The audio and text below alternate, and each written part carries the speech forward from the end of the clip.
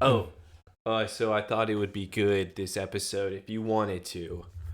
I've been gathering some comments from fans. Oh, yeah. Let's start off strong because, it's been a while since we actually recorded. And let's get it with a nice little teaser right here with the comments.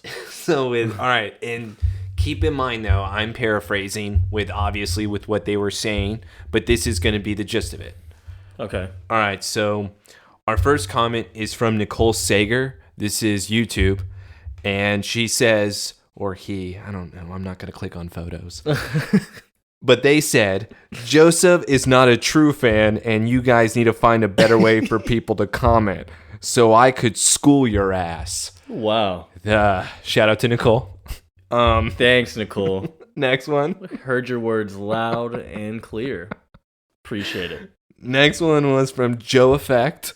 This one, I think he was lying, but Taylor, your YouTube channel sucks. I need more pictures of Chloe. So... Once again, paraphrasing. We love you. Thank you. They're getting the point. The point. I think they're finally getting it. They're finally getting it. All right. Next one is from the casual viewer known as Rainy Day. Lana is not a meteor freak. Joseph should know better.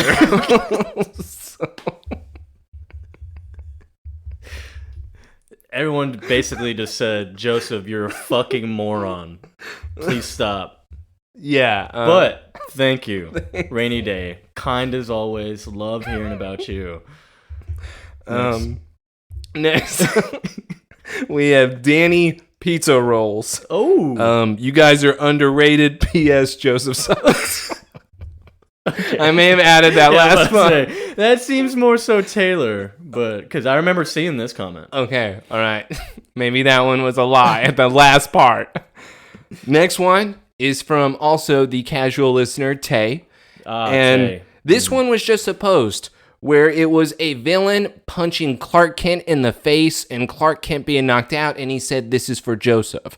So that one did happen, and you could even go to the page to prove it. So I'm just going to throw that one back out there to you. And that was because of my delay, right? Yes. It was the delay. Yes. It was on Twitter. Okay. Because you pulled a real Adam. So, yes. Shout out my boy Adam. R.I.P. I miss you so much already, Another comment. Don't worry, I got more here. Oh, yes. We have Clay Rule. Joseph needs to promote the podcast more. What does he even do? That one I'm going to stand by Clay. What do I do, huh? You know what? Clay, you said? Clay was the name, yes. Clay. What do I do? What do I even do? Yeah, I actually just show up, we record, that's it, I don't do anything. All right, and very last one, Fiona Forbes. I don't know, but she said that Joseph reminds me of Karate Kid, the Hilary Swank version. I don't know what that's supposed to mean. Wait, when was this? That one was a while back. Fiona's on the Twitter, right? Yeah, so she may have just been comparing a scene to Karate Kid, but paraphrasing, like I said. Well, it's known that it's the third one, right? Yeah, third one. That third one, Hillary. Notoriously bad. Yeah. So, but she's white. Yeah. So. Yeah. She's comparing Hilary Swank to you. Is she assuming I'm white? Yeah, again, paraphrasing. Wow. Fiona may not have said this. Hilary Swank, man. Is she hot? You know what? This is easily my argument towards it every time. The P.S. I Love You movie makes me think that she is hot. Because I love that movie so much, and it's so sad that no matter what, I'm going to give her so much credit because, yeah, I fell in love with her in that movie. What do you mean, Freedom Riders, dude? Okay, that is not what She's so sexy. That is not what I want to watch. I'm so tired of that movie. I had to watch it like every year in English class. I wasn't in the AP courses. I was so turned on when she said, "Look, I am nobody's mother, okay?" You said that with such a stern face. So that's where I fell in love. All right. But we have agreed. Hilary Swank. Hot. For sure. Right. So let's now turn the corner to the Smallville episode that we have. Yeah. And this one being labeled as Legacy, episode 17 of season 3. And one of the main characters, going back to Worthless John, I just want to rephrase, is worthless. What the hell happened to my tough guy? Yeah. What happened to my badass? What happened to my father figure? I got a stranger this episode. This was like almost, it reminded me of second season, John. Yeah, exactly. This is what I used to make fun of all the time. Yeah. Where this season, it's been so spotty for me to be able to talk so much smack. But this episode, he gives me something every single scene. It's bad. And it's like, oh, you're hearing a ring, John? Oh, Jor-El talking to you? Oh, we're sad. We're mad. We have a bad mood now. I'm going to hate my family. Yeah, and then I'm going to do things that I never thought I would. And the problem that I have with this episode, obviously I always have issues. Was he hearing things in Jor-El's that would make him do some of the things he's doing? Or is that just an excuse he says? Because they only give us certain moments where we hear the buzzing, spoiler. Yeah. But we're not really hearing anything in his head. We're just assuming, is John going crazy? It's like the Lex question all over again. Yeah, that's true. And while we do have John being a piece of shit, we have like father, like son. And that his name is Clark Kent. And he decides to be, I think, almost at his worst behavior in this, I feel like. The whole season. Once again, this is 2 of the Kent boys taking such a gigantic step backwards where Lana is somehow the one that I'm going to be defending this episode because Clark, once again, completely out of bounds in everything that he does. It's like he's not even paying attention to anything she's saying. She just got rid of Adam and somehow Clark became dumber.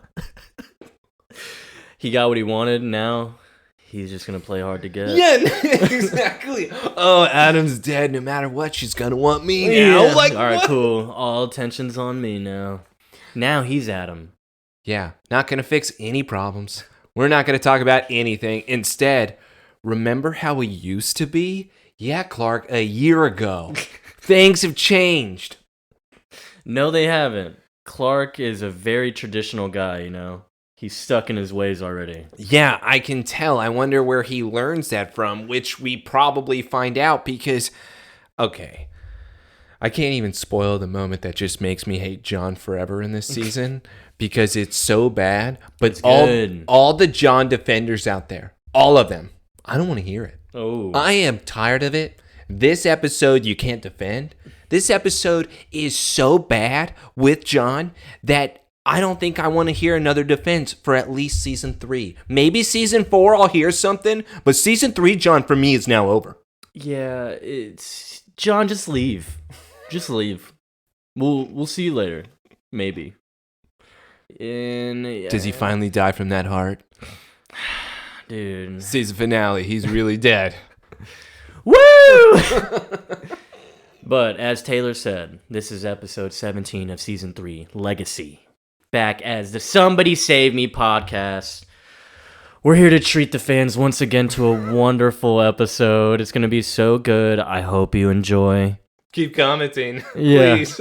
I loved please, if you could keep mentioning my name, I'd love it even more. Because guess what? I love being talked about. I love it. Yeah, me too. I wasn't really in those comments. There was a lot of positivity thrown at me. YouTube sucks. God. That was like one time. But yeah, let's get it.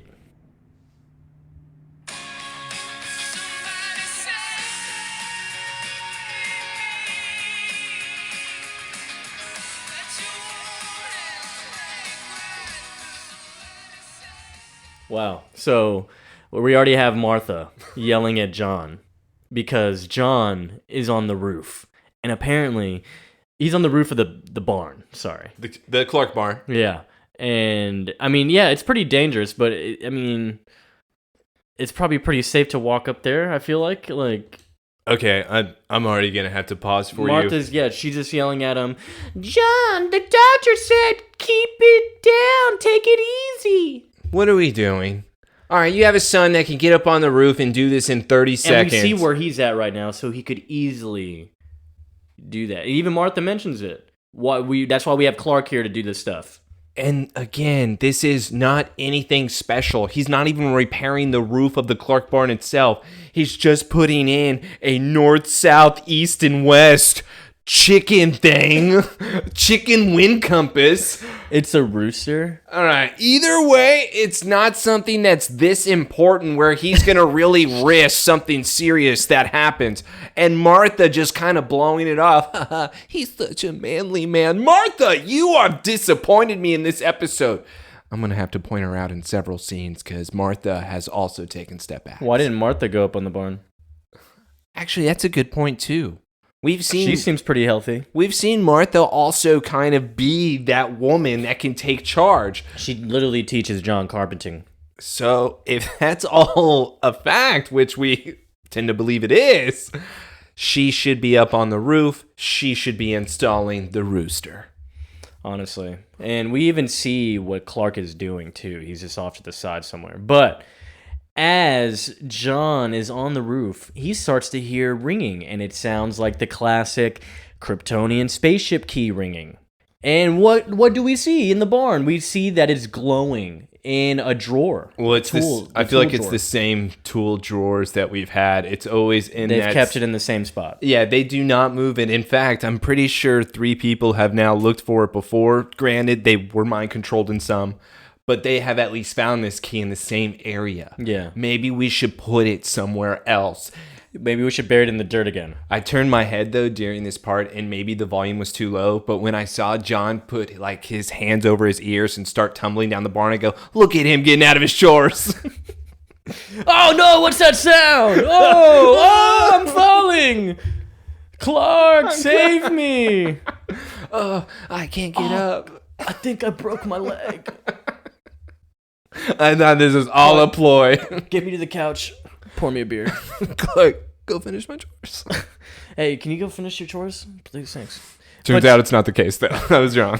John does start falling. Martha screams, Clark! And where was Clark? I think he was just maybe near the cows. I'm sorry. Was that not an entirely different barn? That may have... Like a property, the different property. Maybe he was checking out the new neighbors. I think he forgot where he lived. Well, remember, Sarah and her uncle had to move out, so he has to have new neighbors that moved in. Maybe he was helping him, introducing himself, seeing if there was a new girl next door. Because, yeah, he was at the other barn. I don't know what he was doing. Is the Kemp farm that big? Oh, Mom's over there. Oh, Mom's over there. Well, I'll go. What you want? Good thing that he was always hearing or listening for them because he was able to find out. And hey, John's falling off the barn. I better go save the day. Not only that, oh my God, the rooster flying wind compass is about to stab him in the chest. But Clark avoids it. Yeah. Good catch, Clark. Did so good. Good catch. Your dad looks like he's still hurt. Clark then makes the joke. Dad, what were you doing? You trying to fly? Come on, you're not me. Remember your heart. Yeah, as a dad, I'm probably pissed when he said that. Martha, of course, comes running up to him, says, oh my God, Jonathan, are you okay? John then says, hey, what was that sound? That freaked me out. Yeah. Martha and Clark both say they heard nothing. He says, oh, that's probably nothing. Why are we not concerned? Didn't Clark have this same issue? Yeah, dude. Why are we not automatically starting to panic here? Because we're the Kents, and we don't do that type of thing. And as we hide our problems. As soon as Clark then goes and checks on his dad once again, he tries to walk away. Yeah, it's like, Dad, no, let me help out with that. Come on. Trying to grab the rooster thing. And, of course, John's like, I got it, Kal-El. Leave me alone. Why did you say that name? Why'd you say that name? Why did they say that? John, why did you just say that name? You just call him Cal? And he's like, I don't know. I don't know why I called you that. I don't know why I heard that. Dad, was the sound that you heard a loud, high-pitched scream? Maybe a hum? It was the key. Clark, I slipped and fell off the roof, okay? Mind your damn business. What? Are you sure this doesn't have anything to do with Jor-El? I thought we agreed to drop that. I don't think we agreed to drop that. That's not whatever happened. And then John throws the wind compass out and says, screw that. I shouldn't have gone up on the roof anyways. Is John now a different person? Yes. Okay, so... I feel like it's already uncharacteristically him, I guess. Like I was going to say, so now do you believe he is mind-controlled? Or do you believe that this is still, in a way, John, kind of like somebody touching the shoulder of him and seeping in closer and closer? I think it's like lingering. Like there's like maybe some type of feeling that's making him feel a certain way. Maybe it's just like obviously some form of grief because I don't know. I don't know what the deal is. We don't know exactly what the deal is that he made with Jor-El. What if what is the payout? Like what does he have to pay? Well, it also makes me now kind of believe, what if Jor-El's, and this is why I'm kind of hinting at with the whole taking over John's body, is a part of the deal that Jor-El gets to come back inside of John? That'd be crazy. Like, that's where now, I'm going to actually be your father again, Clark, don't worry. I wouldn't want to talk about that either. That would be kind of disturbing if that was a part of the arrangement. That'd be crazy. Be like, all right, John, you want your son? All right. Fine, you can have him, but guess what? I get your body. Exactly, I get you whenever I want you. He's like Sukuna. Yeah, exactly. I get 1 minute of my choosing, my time. And he's complying with it. The issue is now we don't know if that truly was the deal, so I'm going to be under the assumption, because I put in my notes, this is still John. Not Jor-El, but I think there's a hint about taking over John's body. Okay. So Clark ends up going to the barn after his dad threw that fit. He checks the toolbox, and he finds the key. And he's looking at it. So he decides to, I guess, stare and just to contemplate maybe something. We'll see in the next scene. But we go to Luthor Corp now. And we have basically the to be continued from last episode when Lionel was about to shoot himself. And remember, he was so upset because of his liver disease that's why he was needing Adam to be able to live, so then he can prove that the cells that he has from Clark can then be used to heal himself so that he can now be healthy. We were completely under the assumption that Lionel is so depressed right now that nothing's going to snap him out of it. He's listening to his opera music, he's pouring his whiskey, he has the gun cocked and loaded, putting it right near his mouth, and then all of a sudden, he gets a phone call. Yeah. And what kind of trigger is this, man? You really have to press that thing down for it to fire. Yeah, he even lifts up the finger, and then you even hear a click, and you're like, wait, what? Is it a fake gun? You got a toy gun, Lionel. Just like his samurai swords, they're fake. So, he gets that call. It's a Joker gun. It just says bang. Oh, that reminds me in the menu when they have that cop or guard come in. And he asks for the autograph and everything. And then he just the gun and the lighter lights the candle. I was like, amazing. Yeah, but I knew that he wasn't real from the start. Come on, the chef would have had everything planned. I was just really wishing that he was going to kill them all in the end, and it wasn't going to be some twist that it was all part of the show and the act. Turns out, I got the ending I wanted. Yeah, spoiler on that. Yeah. So, Lionel ends up answering the call. You know what this call is too, right? Kinda.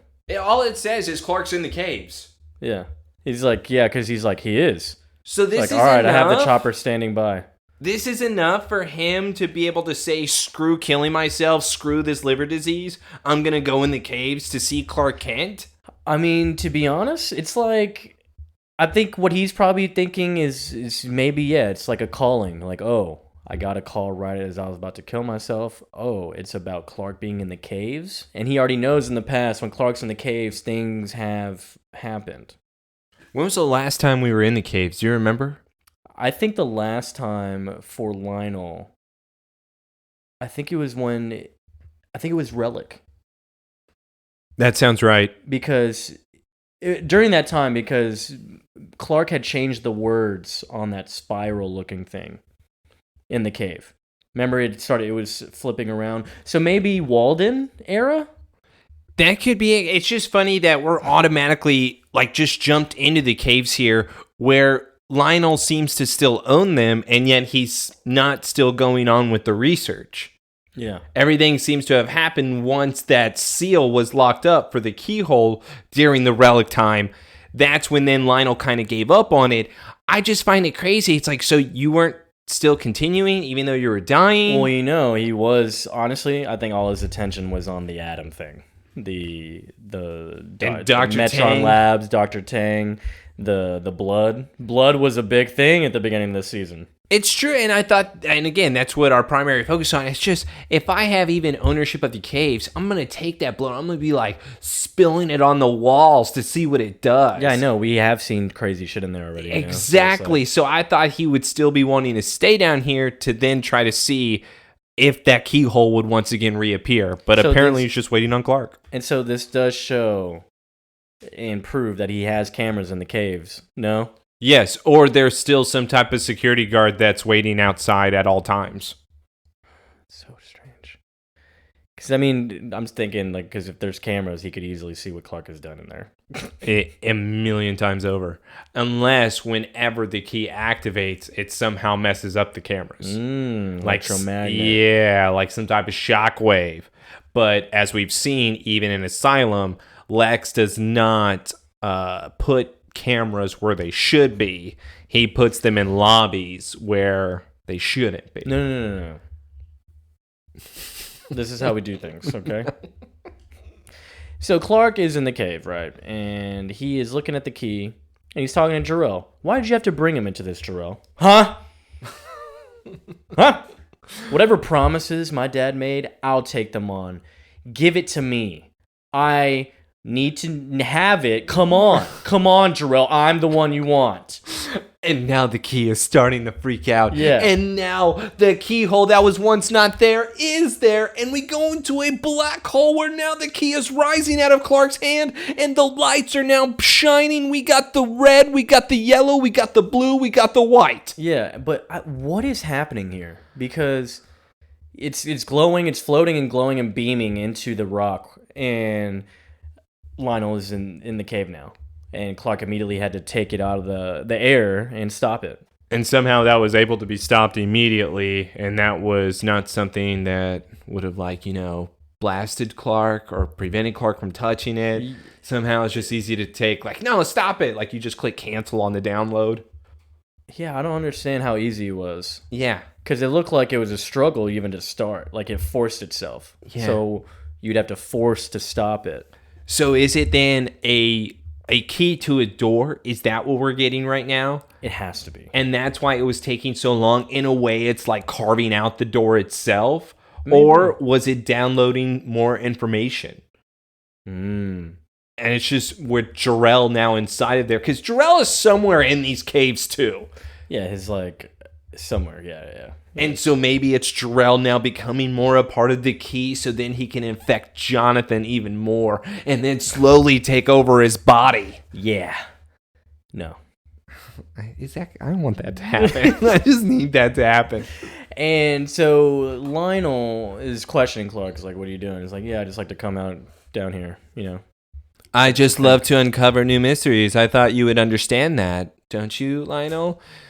Clark, sometimes when I'm down here and I look at these walls, I feel as if it might solve the mysteries of the universe. Clark's looking at him like, okay, crazy old man. All right, Lionel, can I leave? Can I leave? Can I just go? Can I go? I swear to God, if you tell me a poet quote, I'm going to kill myself at this point. Clark, what do you think? He's like, I think it's time for me to go. Clark, how's your father? Okay. All right. All right. What did you just say, dude? Clark was being a good man there. He was being the better man and the bigger man. I'm going to walk away. I'm not going to do anything. He said, I think it's time for me to go before I snap your fucking neck. That's basically what he said. And he turned around. He was good. Nothing else. Everything was fine. But Lionel just had to stick that dagger in there. He said, Clark, how's your father? What a fucking dick. He's so mean. I just love it so much because it's such a giant shot at him. Yeah, he might as well have said he has heart problems, right? Yeah, how's his heart attack? How's his heart? Heard it sucks. The only way Lionel could have made it even worse is your mother holding up okay? Yeah, let her know. Hey, if y'all need anything, let me know. I can relate. I have a liver disease. I'm gonna die. Lionel, though, continues saying, how is his progress? He's better, thanks for asking. I can only imagine how difficult it has been for him. You know, being so weak. What? Yeah, and he's like, I'm sure it's tough on you too, Clark, to see him weak, huh? Very weak, because he's weak. Did I mention weak? Weak man? And Clark's still being the better guy here. Can't satisfy your mother, weak. Weak, strong, healthy, he's still my dad, so I love him, I don't care. And I just like that. I love him. Of course you do, Clark. A son's love for a father? There's nothing to compare it to. You don't know what that is like, Lionel. What is going on? Even Clark, he looks at him. Look at him. Clark looks at him like, you're crazy. And then he touches his shoulder. What is wrong? It's a weird shoulder touch. Like, it's crossed over, like left hand on his left shoulder. That's a weird way to do that. And he puts his hand on the shoulder, and it's like, we must treasure the relationships we have with our fathers because we only have one, right? Wink, wink. Like, where did that come from? How do you know he has two dads? Dude, I don't know, but it's very weird. It's like you could take it that way. I guess it's because of the adoption. Adoption. And he helped the Kents with the adoption. So, by the way to just throw that in his face. He really just said orphan. Yeah. We only get one dad, right, orphan? Well, in your case, you got a couple, huh? Just so many boundaries being crossed by Lionel. What if he touched his shoulder and was just like, I hate orphans. Come again? I hate orphans. Clark says, okay, I'm not doing this anymore. He even backs away from the shoulder touch. He's like, ugh. Yeah, I can smell your hand. It's like, stop. I'm not Lex. Lionel. Don't touch me like that. I'm not your son. He like wishes Clark was his son. Does he? Okay, well, obviously he doesn't want Lex to be his son. So he's doing anything possible. Like he's already trying to bang his mom and then kill his dad. Clark, you can heal my liver. Ruin his friendships. Call me daddy. He wants him to himself. Yeah. He's like, call me Daddy Lionel. What does Lionel find, however, though, as Clark then leaves the cave? Where that symbol or that spiral thing I was talking about, that everyone knows what we're talking about, it had that hole where the key would go into. And Walden was beaming from it at one point. Remember, it was sealed up, too. Got beamed, too. But it was sealed up. But now it shows the key indention again. Versus it was just rocked over. It was just smoothed over or whatever. And now Lionel is going to become obsessed with, once again, that keyhole. Because when a keyhole appears, just like in Kingdom Hearts, that usually means that the world is now opened up to darkness.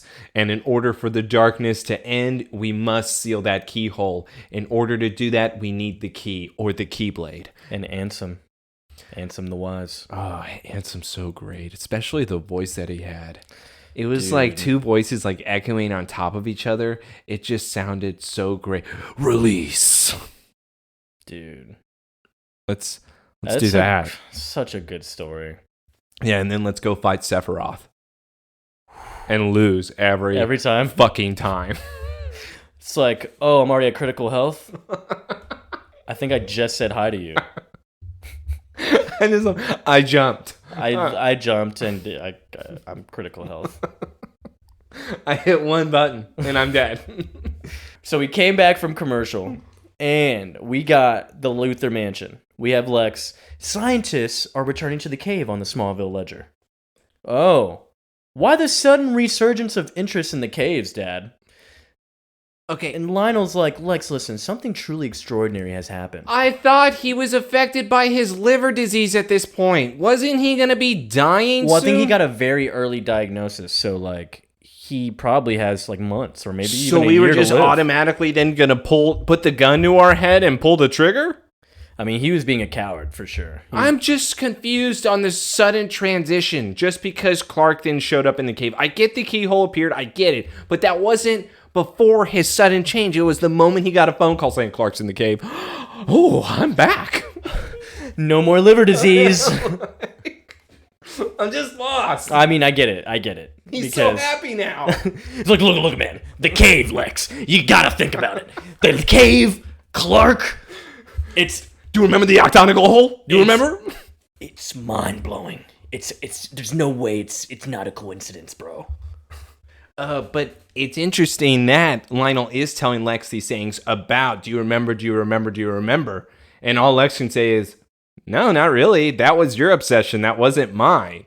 So I don't know if Lex has kept some of the memories that his father has told him before about what has occurred, but it seems like that Lex is very spotty because he does not give two shits about the cave. Not at all. He does not care whatsoever. Like, he doesn't. He just thinks his dad's like just spilling a new toy to him. But you do remember. The hole was sealed over. It was sealed over. Yesterday, I found Clark Kent down there. Can you believe it? Clark. Yes. He's like, and the hole was open. He opened it somehow. Swear to God. I swear to God, you should have seen it. Dad, they say mental illness is hereditary. So maybe my disability came from you?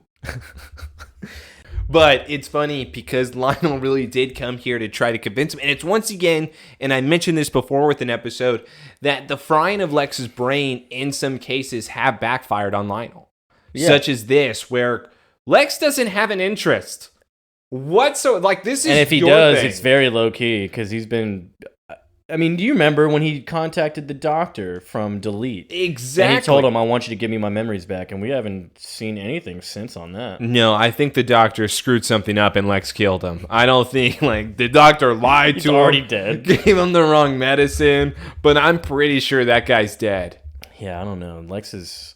It's kind of hard to read Lex ever since that whole thing. And you don't know what side he's on. Granted, from last episode, he is working with the FBI at this point in order to bust Lionel. Right. It's just, the moment even Clark is mentioned by Lionel, Lex is, okay. Clark. All right. In the cave. Was he with Pete? I've been with him in the caves. I don't know how many times, Dad. And now where Lex then walks over to pour himself a drink, he's like, all right, Dad, do you really want me to just kind of go along with these ideas that you have? Are you done, Dad? And now Lionel is once again going into Here we go. Galileo, how he was sentenced to death for a discovery.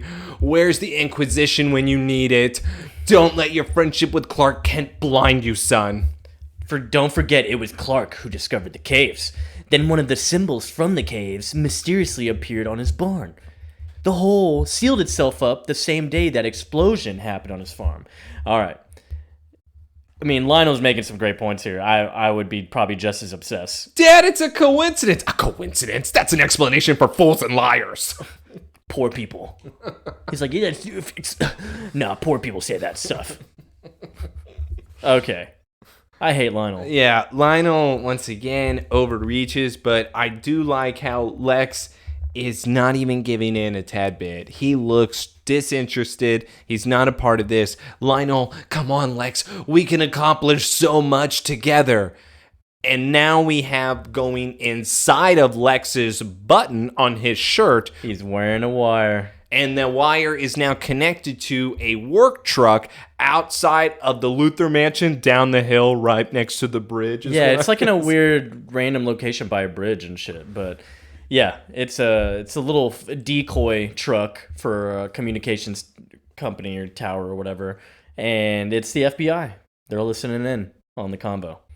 And now we are under the assumption maybe that is why Lex is no longer interested, because all he's really trying to do is bust his dad. So instead of his dad giving him things that he's done that's bad, he's fantasizing about cave stuff. Yeah. Wasting Lex's time. Mm-hmm. Great stuff. Great stuff. Thanks, Dad. Now we go to the other dad problem. The barn. Kent barn. Oh. You said I had more time. John's looking at the key. He's looking at the key right now, and he's like, I thought you said I had more time, man. Clark's like, who are you talking to, Dad? Clark, I'm just talking to myself. Were you talking to Jor-El? You were talking to Jor-El, huh? He's like, listen, son, not everything is about your real father, okay? He's like, he's not my real father. He's like, yes, he is, dumbass. He is, Clark. I don't want to admit this. Hey, idiot, if we took a blood test, I'm not your actual dad if you didn't know. He's going to be around this place long after I'm gone. Does that mean taking over my body? Huh? Nah.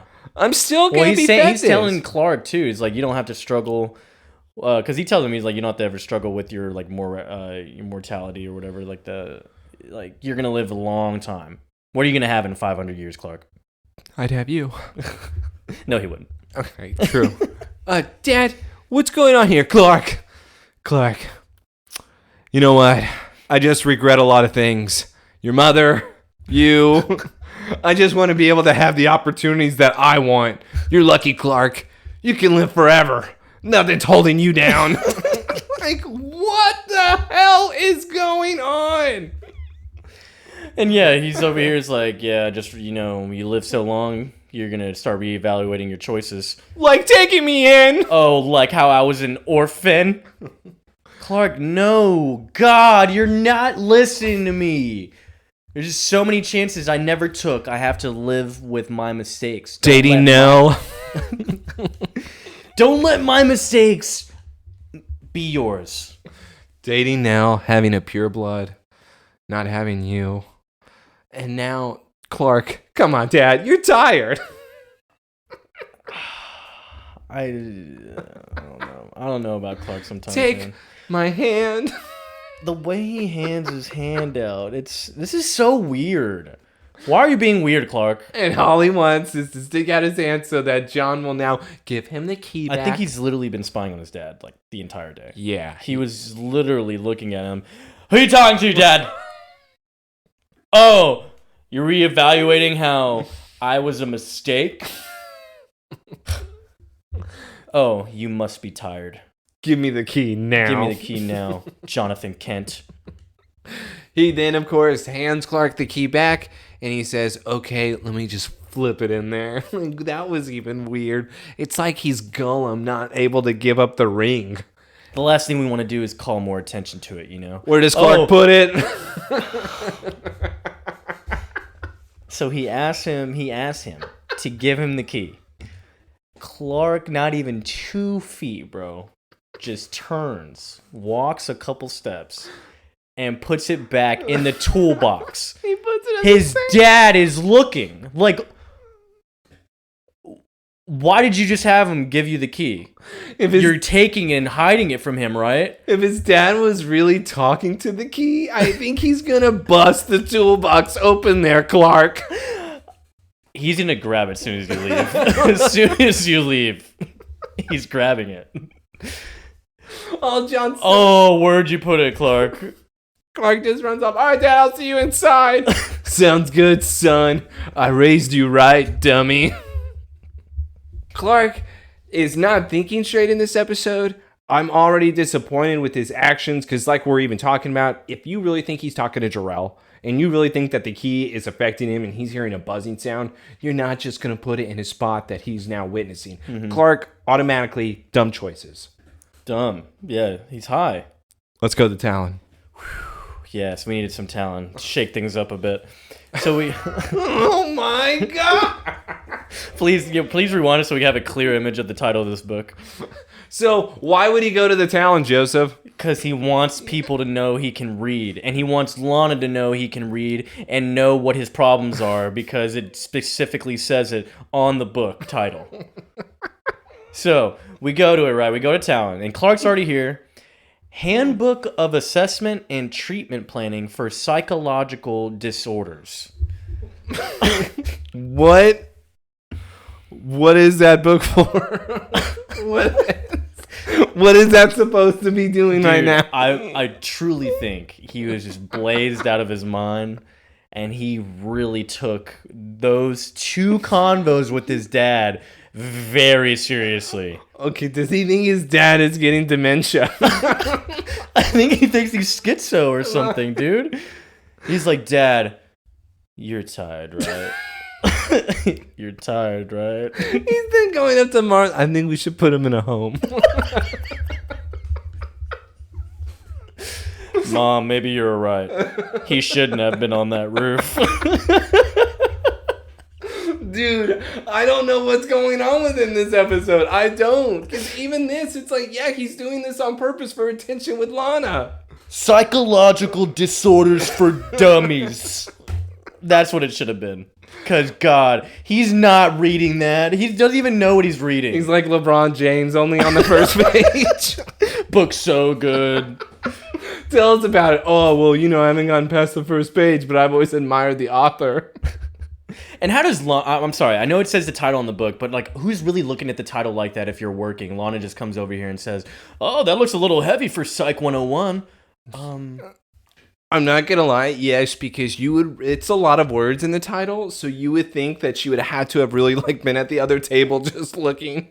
I mean, yeah, you would have maybe just cleaned something up. Maybe you're just actually looking for a second, but I mean, also Lana's pretty nosy, so that's true. Nosy so we can't Rosie. even put that past her.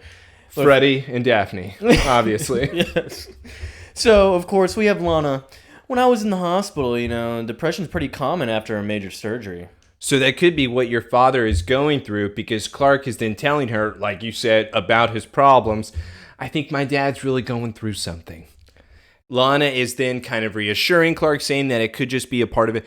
He's just not the same dad, I know. I'm glad it's not just us over here. I mean, we thought John was being a completely different person, and it looks like he is.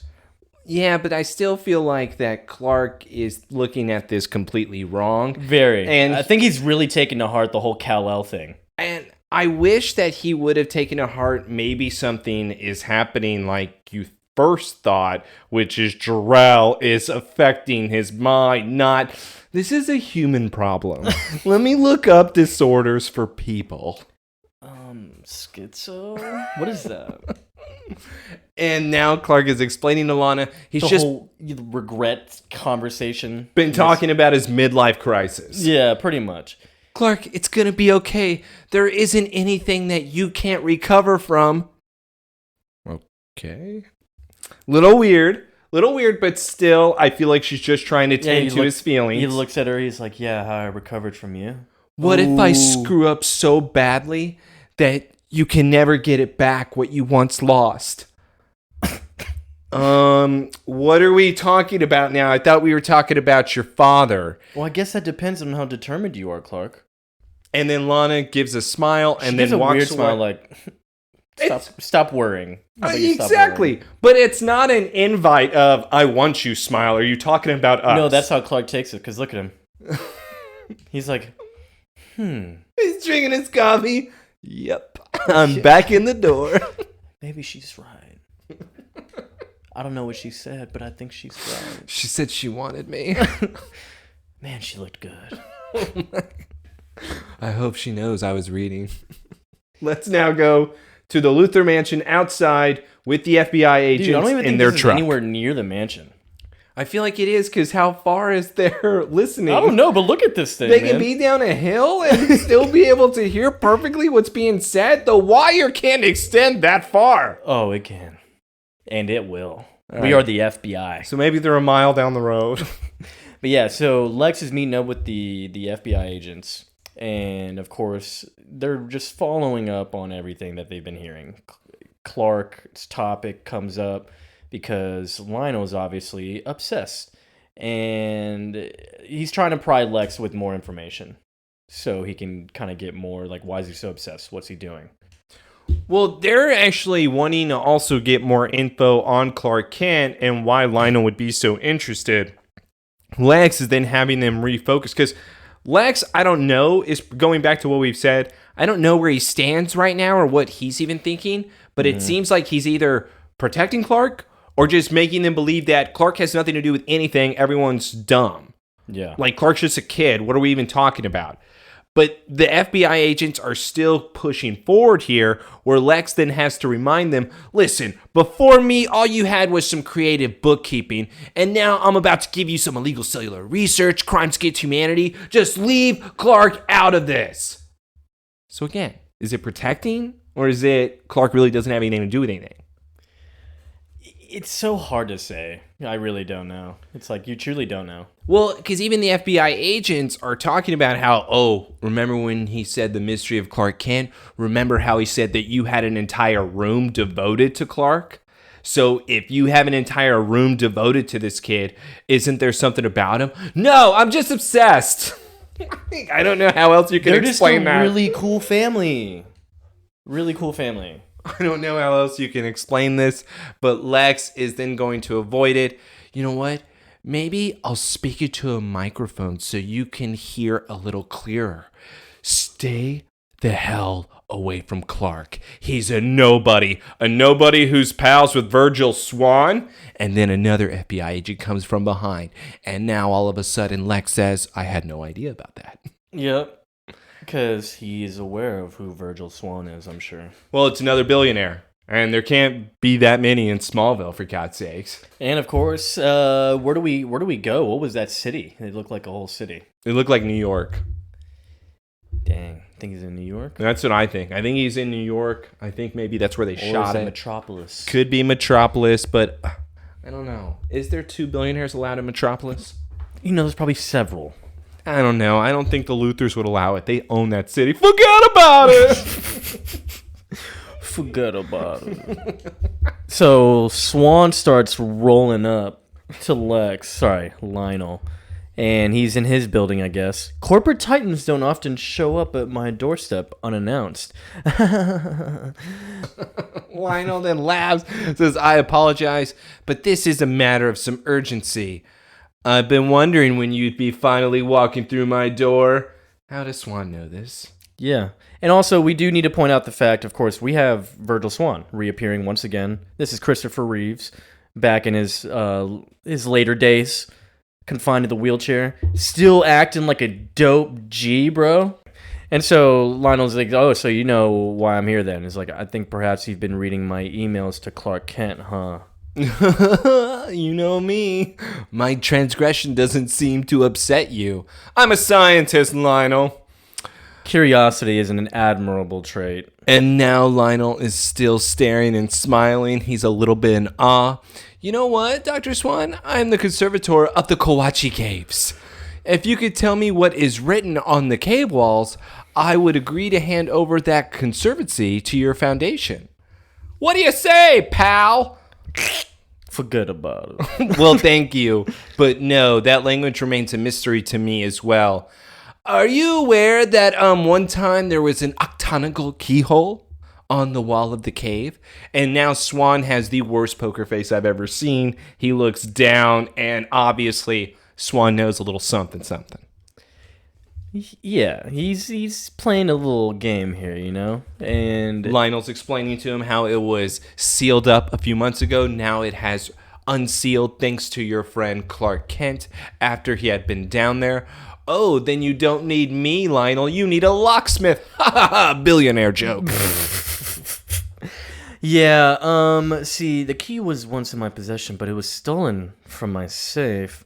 Again, Clark had been present, so you now believe that he has it? Well? He trusts you? Yeah, what does that mean? You would be willing to talk to him? To give me the key? Why would Swann ever agree to this? He wouldn't, and he won't. And that's where it's kind of confusing because Lionel is also still throwing him, you're a scientist, so any help you could possibly provide for me could be a gigantic step for your research and unsolving the truth. Yes, well, I know what I'm after, but what do you expect to find, Lionel? And now Lionel is then looking down. Swann, of course, has already figured out, you're dying, old man. And now Lionel is completely shocked, about to cry. How do you know that? As I said, curiosity is an admirable trait. Damn, that means Swann knows all about Lionel. And Lionel instead is not really offended, saying, I'm going to kill you. He's more saying that what is going to be able to save my life, I know is found within those caves. Yep. I don't know how you know that, though. Considering that you found the mason jar of blood that was helping people rise from the dead. So now all of a sudden, instead of that blood that you were giving to Adam, you think it's the caves? Yeah, that's right, because Lionel really knows how to think. Where did the caves ever come to a life-saving conclusion? Ever since, never. Because Lionel's making shit up. And it's weird because Swann even tells him, you know, what you say sounds great, but I prefer to follow my own path. Boom, get roasted. So if you don't mind, get out. Lionel then says, all right, thank you for your time, Doctor. Starts to walk away, and now the scene cuts. But wait, it doesn't. Instead, Swann says, even if you had the key, you would have no idea what would happen if you put it into the lock. I would be willing to take that risk. Then perhaps we can help each other. What? It's weird because then we're going to have to talk about later at the end. Well, later doesn't make sense. It doesn't. No. No, it does not. No. Because we need to talk, well, we were going to talk about that. But anyways, it looks like it's insinuated there because right before commercial that they're going to strike a deal with each other. So we just got to see what that deal is. And it doesn't make sense. I'm completely disappointed. Why are we striking deals with Lionel? Swann, I thought you only cared about helping Clark. I thought you guys were emailing and still talking to each other, so you were still able to uncover mysteries. Hell, couldn't Swann have just talked to Clark about the key? Yeah.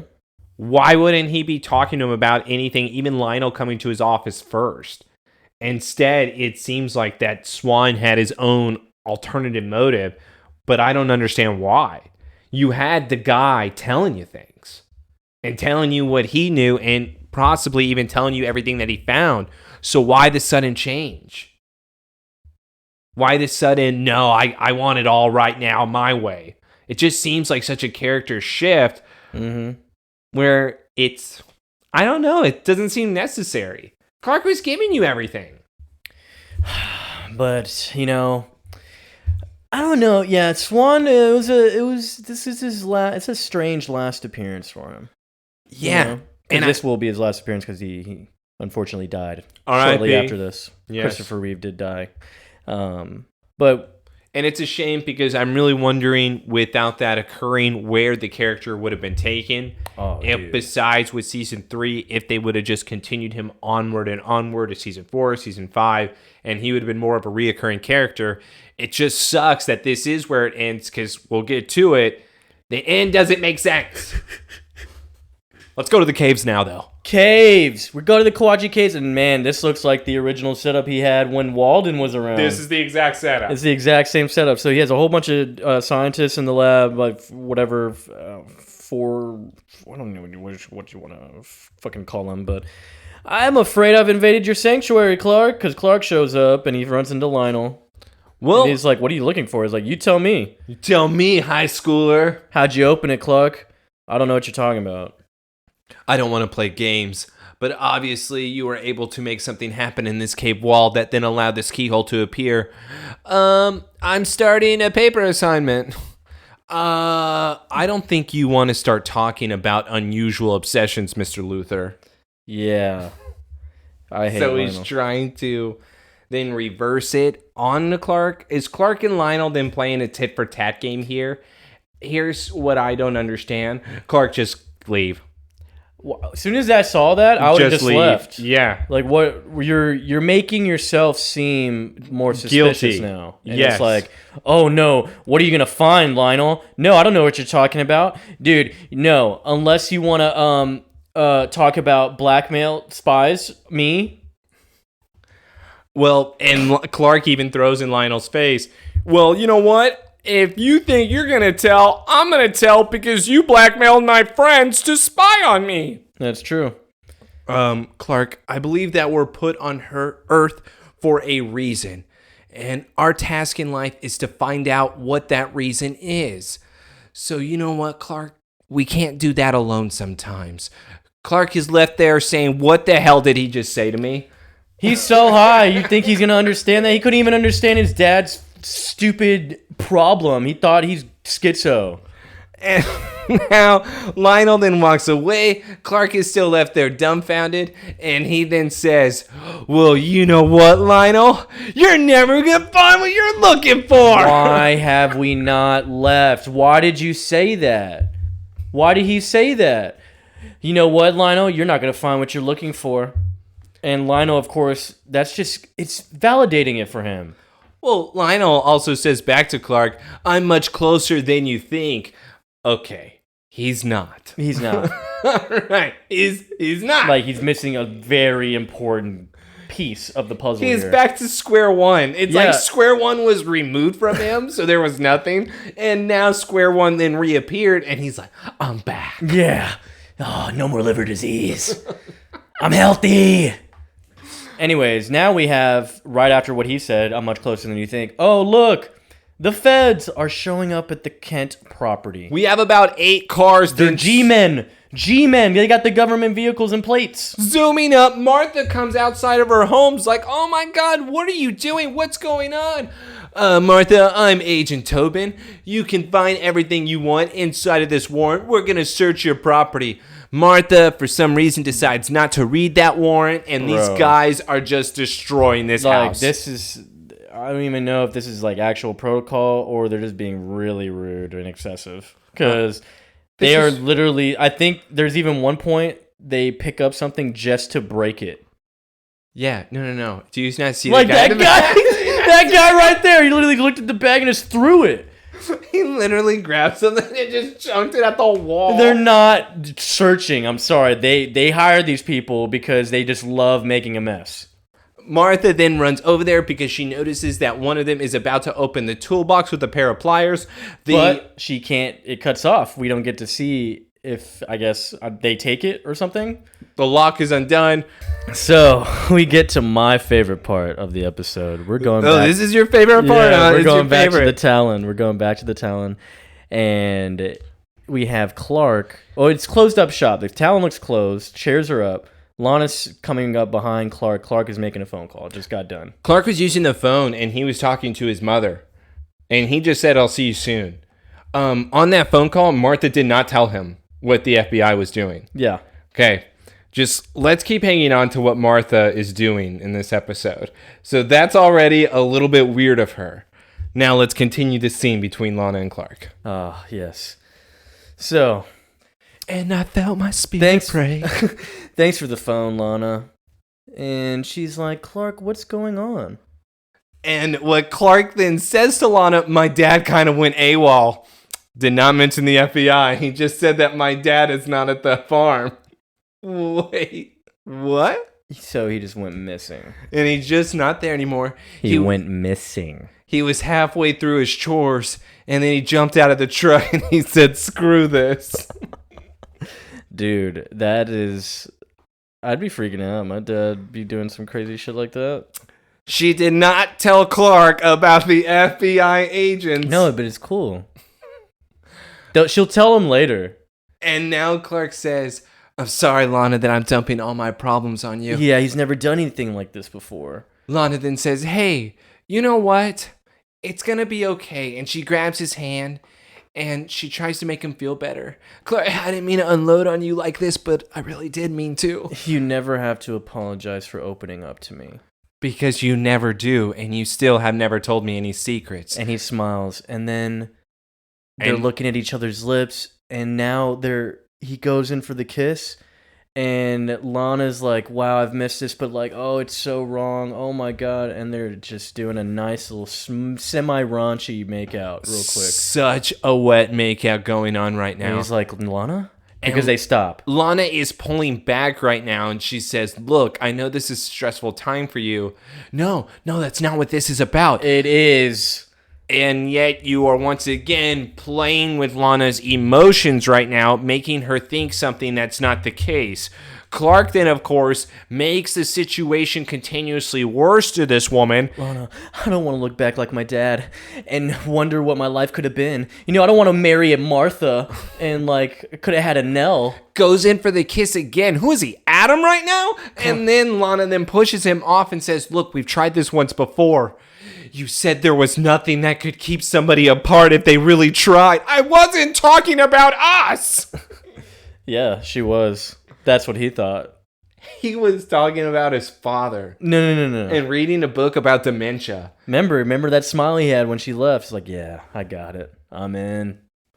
Look, right now, think about your dad, okay? Look, we tried this once before, Clark. It didn't work. So he's the one who needs you, okay?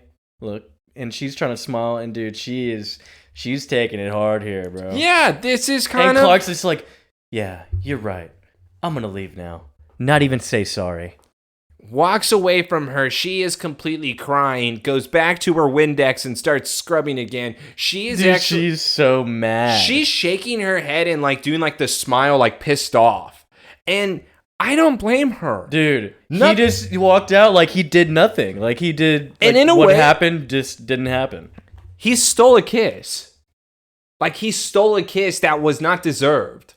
And that's what I hate more than anything about it. I love it. She took advantage. God, dude. I fucking hate you. So she, though, is gonna give into something like that. She had her own problems where he just saved her from Adam. Adam was the guy that she picked wrong once again. I loved him. And now it's Clark kind of taking advantage of even her emotional state, using his own father's pain to then compare it to himself.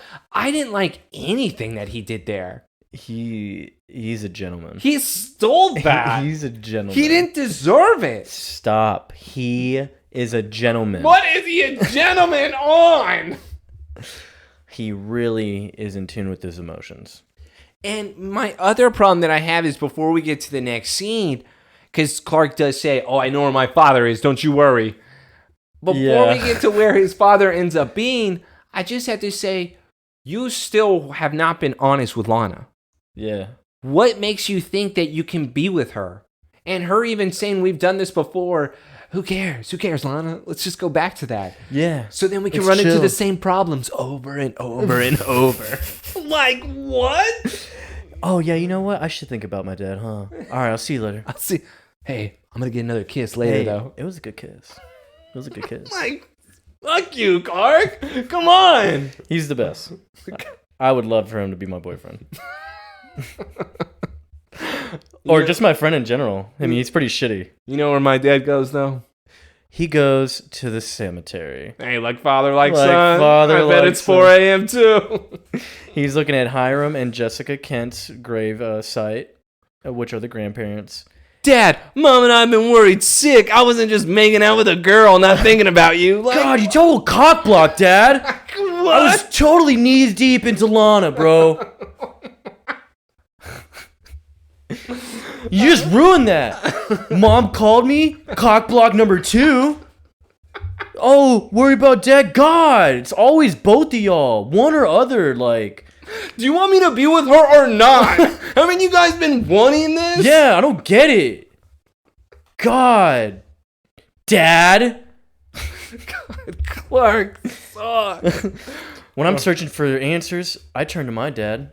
I guess it runs in the family, huh, Dad? Yeah, Clark, I fucking hated your grandfather, all right? Your grandfather was stubborn as shit. I hated him.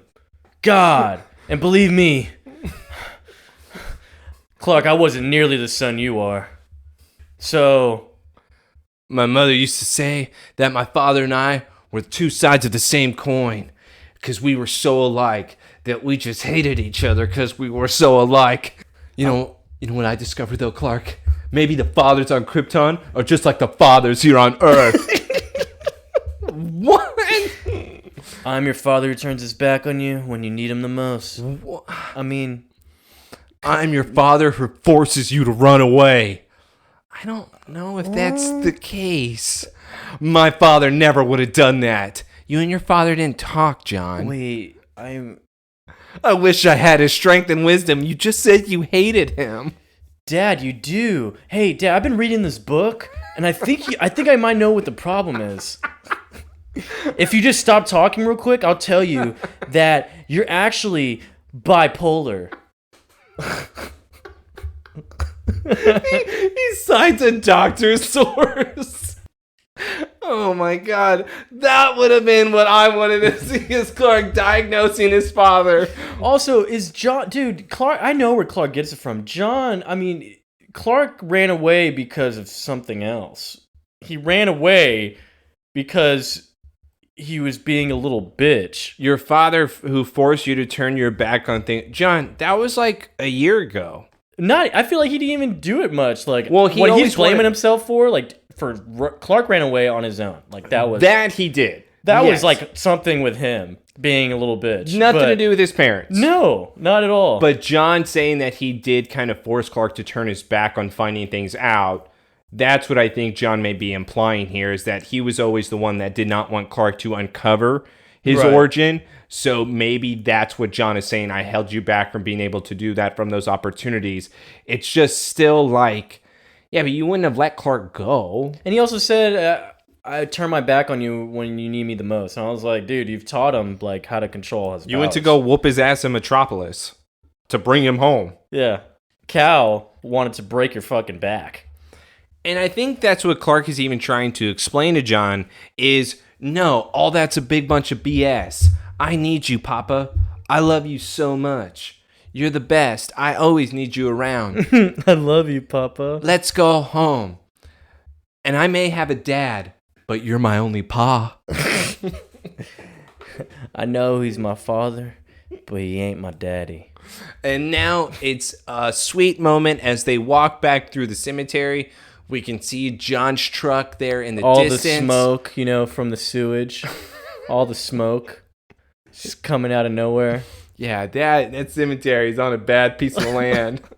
Yeah, the chemicals must have got it in there again. Well, hold on. Okay, and you and I be clear about something. Mm-hmm. We think that Clark has been a big asshole to Lana this episode so far. Yes. If you did that to a female, and I was your best friend, I already know I am, but if I was your best friend in that situation, I would try, if she came over because we pay bills, and comfort her to make her feel better about you and her situation. I'm not sure if I would just take a shit on you and just bury you and say that you're never going to change because you suck. I don't know if I would go that route, but let's see what happens in the next scene at the Luthor Mansion. Yeah, when we go to Lana visiting Lex because, paying bills, talent stuff. And so I'm sure, paying bills isn't the high point of your month. I'm guessing something else is going on if you're here? No, everything is fine. No, what do you mean? I'm not crying. I'm gonna get this stuff. I'll see you later. Hey, Lana, you could talk to me about anything, huh? She reaches for the handle, and then she says, okay, I really need to talk to somebody, because I can't talk to Chloe. Oh, God.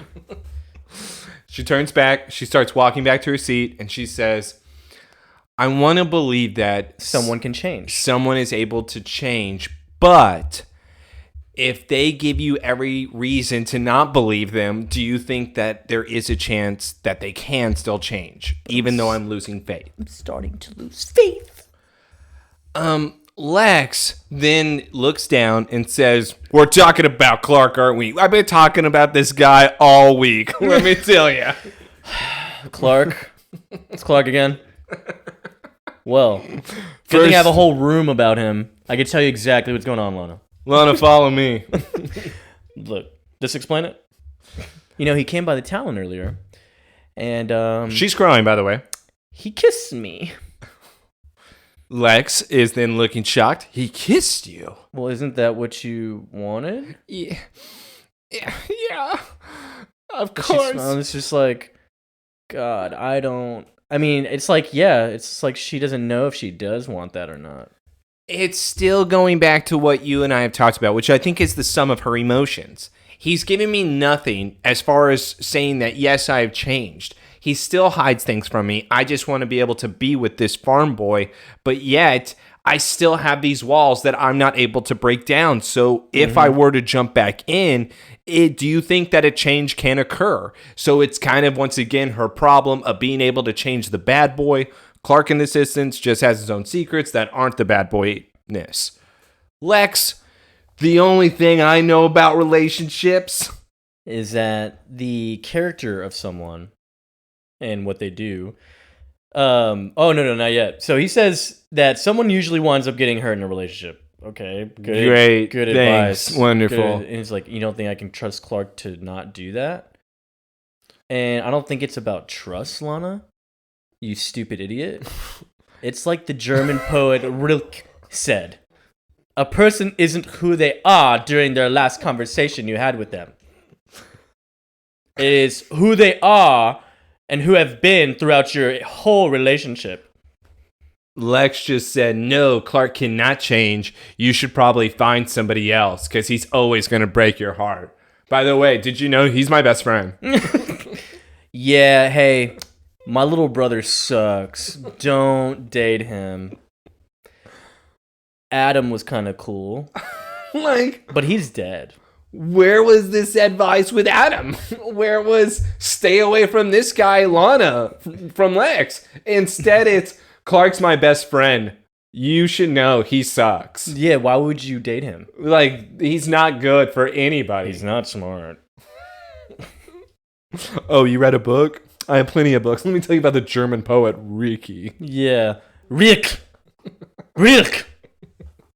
All right. Let's go to now the farm where Martha did not explain to her family what occurred. That's right. So they come in. They're like, whoa, Mom! Oh, thank God you're back! What happened? The FBI came and they just tried to tear through everything. I don't know. They had a search warrant. The only thing that's missing is the key. And Clark said, no, not the key. Not my toolbox. I have to get that back. They don't know what the key's really for. Doesn't matter, Clark. John in the back. How can you say that, Dad? How can you say that? Because they didn't get what they were looking for. Yeah, because John, like I said earlier, he took the key right after Clark hid it in front of him. All right, so Martha and Clark then both look at each other very shocked that John would then lie and say, I actually ended up taking it even though you put it back in the toolbox that I saw you put it back into and I knew which one to break into. Also, I was able to put the lock on, meaning I know where the key is. It was all stupid from the get-go. Clark did that in front of him. He probably left the key there. All right, Dad, I put the key away, so hold on. We're good. What if Clark was testing his father? What if Clark was like, I need to see if I can really trust him? And he put that in that toolbox, and it was a full-on test to see. It's a terrible test. Terrible. Maybe he's learning. Maybe he's like, my father gives me tests, I give my father tests. The worst test ever. Granted, John doesn't give him good tests either. I'm still lost with John then taking that octagonal key, because now if I'm Martha and Clark, I'm truly thinking something is happening that's drawing him towards that. Where he now, like I said before, is Gollum for the ring, and that is his precious that he doesn't want to let go. Let's go back to Lex Mansion. And, of course, Clark barges in. Lex is having a business meeting with some European entrepreneurs, and Clark just says, Lex, we need to talk now. Lex! What are you doing? And he's like, Clark, I'm in a meeting. I gotta talk now. Well, the FBI just raided my farm. He's like, well, did they say why? No, but I think your dad's involved. And of course, Clark's like, oh, God, you and my dad. Y'all should just make out already. Clark, I can't imagine that my dad would be on the FBI's most trusted list. Are you sure that it would be him able to pull strings? Which actually is a valuable point, though. How would Lionel be able to get the FBI unit in order to search the Kent's farm? Yeah. Unless they weren't really the FBI. And it was just Lionel's men that went and destroyed Clark's barn, which is why you even said nobody would ever search a place this way. They weren't really searching. They were just acting like they were searching. This is what FBI does. Just destroy it. Yeah. Yeah, we're playing our parts really good today, gentlemen. And now Clark is then explaining to Lex that his dad seems to be interested in him, thinking that he has all the answers to the caves, that he's able to read any of the symbols. Well, can you, Clark? Yeah, can you? Do you have the answers? Because there's usually a germ of truth behind his madness. That's not true. That's not true at all with Lionel. There's usually some type of other alternative motive with him that is maybe Lionel twisting the truth so that it fits his needs. But there's always a blatant lie to everything, Lex. Nuh-uh. Why does he stick up for him? Because he loves his dad. No, he doesn't. Yes, He's working with the FBI in order to then bust his dad. He loves him so much. He defends him to Clark. It doesn't make sense. And listen, Lex, your father's obsessed. He's just imagining things that don't exist. And now Lex reaches out to him and grabs his arm, kind of like Lionel did with Clark's shoulder, as if they're showing a tie-in between Lionel and Lex. Clark, I'm glad you told me about this. I really appreciate that you would trust me with enough to let me help. And Clark's like, is there something you're not telling me? Because you're obviously lying to me. You're the worst liar I've ever seen right now. And what would that be, Clark? And Clark's like, I don't know. I'll check into it, though. By the way, Lana says you're a bad kisser. I told Lana you suck, by the way. Which you kind of do. And Lex immediately drives to the FBI agents. We cut to the next scene. Oh, what the hell were you doing raiding the Kent farm? Hey, shut the fuck up, Lex. God, get in the truck. Hey, FBI agents! What were you doing? Undercover! Officer! But what's funny is now, once Lex goes into the FBI van, he says, you know what's great about us? We're not going to be storming some poor person's barn, all right? We don't do that. You don't do that? So that wasn't you. It's like, no. What is this kid you're trying to protect exactly and coming after us like this? All of a sudden, we are now outside of the van. Clark has sped over to it, and now Clark is doing his x-ray and listening to their conversation. I put in the notes, thank God he's doing this. Yeah. Finally, we're doing something smart here, Clark. But he's decided to listen at the worst time. Well, he should have been listening from the start. Yeah. Like, I don't know why. You have Bakugan see-through. Why can't you just be able to use your Bakugan hearing? Yeah. And also earlier, because you made that point, because, the FBI did not raid the house. We find out it's Lionel's men that he hired and posed as FBI, which is fraud and could, you're literally, you could just get life off of that. And it's funny because Martha has proof that they did that because it's in the piece of paper that was handed to her. Had a piece of paper handed to her. And she could point out probably a lot of agents. Yeah. That were there. Agents. So Martha didn't tell the guys what was happening. No, Martha sucks. Martha didn't read the document. All the Kents suck, actually, this episode. And she was just kind of dumbfounded with everything that was going on. So it's like, wow, FBI's in my house. We're still going to hold on to Martha because I'm not done with her. I hate her. Now with Lex going to his car after he's done with the FBI agents. And my God, why is Clark so aggressive? Your father's the one not working with the FBI, it's you! Clark, you have to trust me. I did! I guess it was a bad mistake. And he just rips his clothes and takes off the wire. Rips his shirt. Lex says, ooh. And then Clark says, you're wearing this. Lex is like, you got it all wrong, man. It's not about you. We're going after my father. I'm trying to pin the murders at Metron Labs on him because they were pinned on me. And I went to the feds and made a deal. Look, over and over, I've given him the chance to show me who he really is. And now I realize he already has. So I just need to get him. He deserves what's coming. He deserves what's coming to him. Just like I told Lana. People don't change, Clark. That's right. It's how they've been their whole lives in relationships. Then I mentioned she was over and I buried your ass. Yeah, she's never going to date you.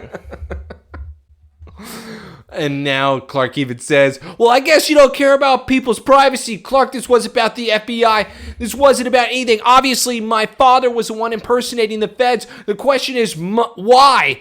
You know what? Maybe he's warning us to back off. Look, if that's the case, I'm sorry he got you involved. But I think you already were. What's that supposed to mean, Lex? How well do you know Dr. Virgil Swann? Oh! You got a billionaire best friend and you didn't tell me about him? What makes you think I know him at all? Okay, Clark, can you stop? What's the problem with knowing Virgil Swann? Why can't we just say, yeah, I know him? Because you're only allowed one billionaire best friend. And if the other billionaire best friend finds out that you have another one, then they get jealous. Oh, then the Pete syndrome. Exactly. And then they're like, what did he buy you? I'll buy it for you. Is he white or black? Hair or no hair? Crippled or uncrippled? Yeah. High white cell count or low or normal. Oh, normal. Not my cup of tea. But yes, according to the FBI, though, you have been speaking with Dr. Swann. Apparently, you two have been emailing each other, sending each other photos. Yep. And they also said that Lionel and Dr. Swann are now talking to each other, too. And you now have 2 billionaires that are keenly interested in you in those caves. They're your enemies, not me. Oh, so yeah, because we were curious. Swann made a deal, so it's like, oh, are you Clark's enemy now? Hey, you betrayed me! Let's get to the next scene. Clark is so aggressive. All right, I'm actually going to give Clark benefit of doubt. He goes to Swann's building. In this first 30 seconds, because I do agree with his reaction, but I also want to tell you this. I'm probably never going to trust Swann ever again. Like, he just showed me that he was talking to Lionel because Lex just said that. Yeah. So, if Swann is talking to Lionel and worked something out where automatically my farm became raided, hey, Swann, we're done. That's true. You're lucky I'm not smashing your wheelchair right now and that you have to crawl out of here. Because at this point, yeah, why would you betray me? What did I do? Once again, I was giving you things. You're the only one that I could trust. Why doesn't he just give Swann his blood? Why doesn't Swann just ask for things? He doesn't need it. He's a billionaire. Why? Swann can ask Clark. Clark is... No. My name is Clark, not Kal-El. You think I betrayed you because I met with Lionel Luthor? Oh, you did more than meet with him. You agreed to help him. I didn't betray you, Kal-El.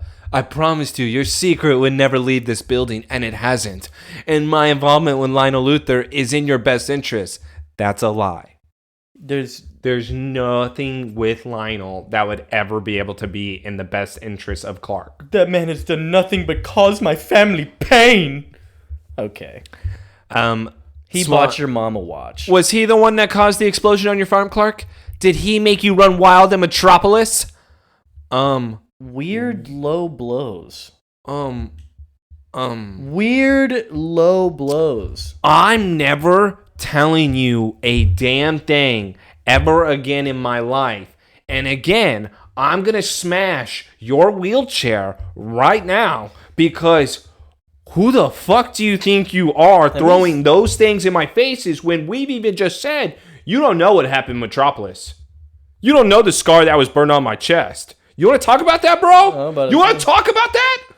That was Daddy's scar. Dude, Swann has no idea what he's talking about right now. And he was spying on him, too. Disgusting. He was spying on him. Disgusted with Swann. And Swann is even going, I opened the door to your heritage because I thought you were ready. Your actions over the past year have proven me wrong. Okay, are you Jor-El? I'm sorry, Virgil. Virgil, answer me. Are you Jor-El? But that's what I mean. It's like... Maybe Jor-El wants his body. Yeah. Jor-El would be so cool. Wheelchair Jor-El.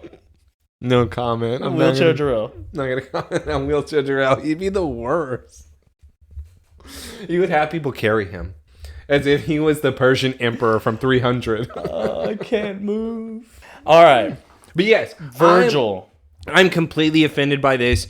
And the fact that he doesn't have a clue of what happened or the fact that Jor-El truly... went into Clark's head. Yeah, and even Clark tells him, you don't understand.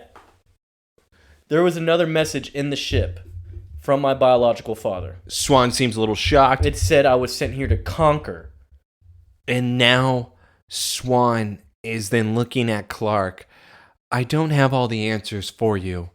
Clark is in thanks for allowing me to come here then. You're wasting my time. I'm still on the same journey as you, Kal-El. Please don't call me that. I don't even know who that is. Okay, Clark. Father often wants futures that their sons reject. That struggle is as old as human race itself. Oh yeah, except I'm not human. Okay, say it out loud for everyone to hear. Humanity is not only about biology. Look, you don't know Jor-El. Everything that he has said has come to pass. My father made a deal with him to save me, and now it's killing my pa. But the more you pursue, the greater the risk. that you'll expose your secret not only to the Luthers, but to the world. I can't let my father die for my mistakes! Dude, he's yelling a lot, you know? He's like, well, if that's your decision, Clark. I have something to show you. And now a screen is rising above.